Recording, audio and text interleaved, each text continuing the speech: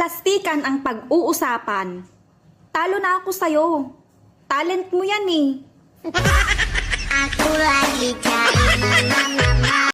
Recently, the U.S. Secretary of State Marco Rubio said that the Russian-Ukraine war is a proxy war between nuclear powers and needs to be ended.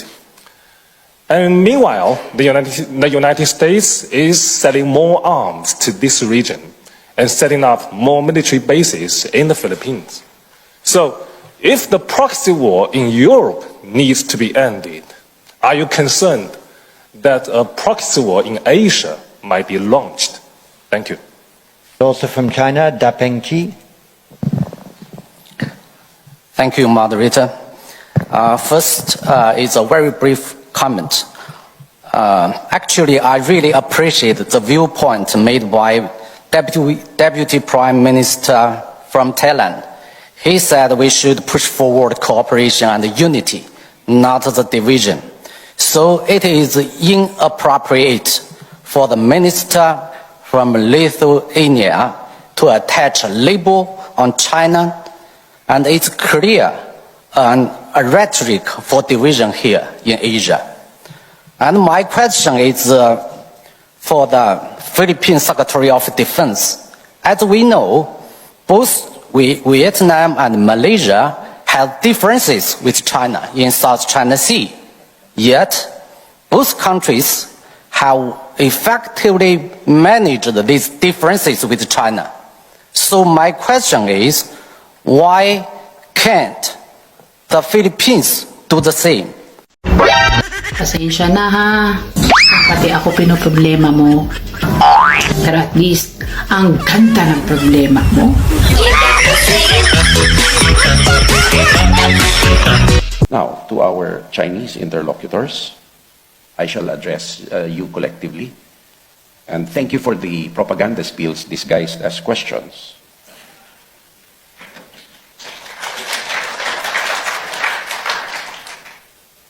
First, the comparison between the Philippines, Malaysia, and Vietnam. Let us not forget that while we are members of ASEAN, we are sovereign countries, each with its own territorial integrity and sovereignty. And I am sure that if what China is doing to the Philippines is done to Malaysia or to any ASEAN country, you would see a different reaction.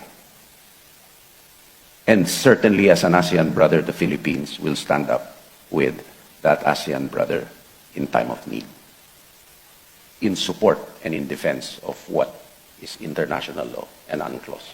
As members of UNCLOS, we are all committed to support it. On the dialogue with China, unfortunately, in my personal opinion, the fact that the question was asked in the way it does, it engenders a deficit of trust in China's words vis-à-vis its actions. I just look back to 1995 on a place called Mischief Reef. There were a few bamboo structures erected there, and China said that these were temporary havens for fisherfolk. Now you have an artificial military island, heavily militarized. China says that it has peaceful intentions. Why does it continue to deny the Philippines its rightful provenance under international law and UNCLOS? And as proof of this, we do not stand alone.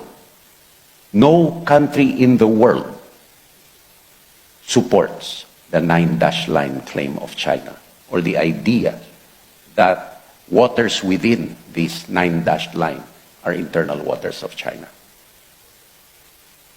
Several countries in the world, no less than 50, have joined the Philippines in condemning China's behavior in the South China Sea.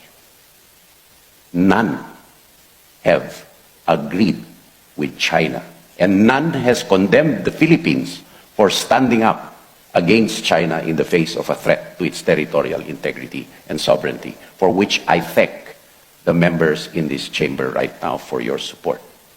And thus, for dialogue to be effective, It must be coupled with trust.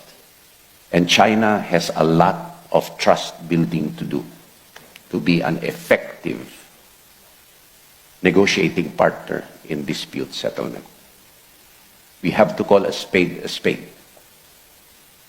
And that's what we see, and that is the biggest stumbling block to dispute resolution or dialogue with China.